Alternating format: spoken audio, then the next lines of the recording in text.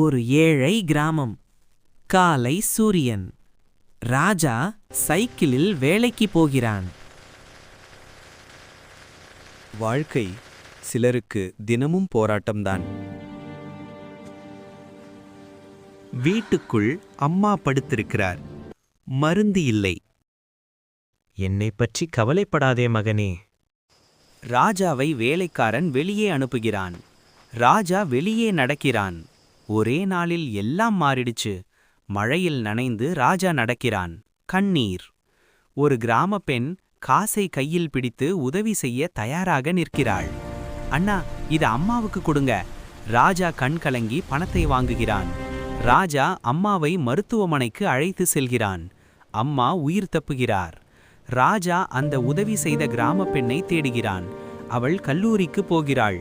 அவளிடம் ராஜா, நீங்க இல்லனா என் அம்மா இன்று இல்லை என்று கூறுகிறான். அதற்கு அவள் கூறுகிறாள், நல்லது நடந்தது போதும் அண்ணா என்று சொன்னால் ராஜா புதிய வேலைக்கு செல்கிறான். ஒரு உதவி ஒரு வாழ்க்கையை மாற்றும்.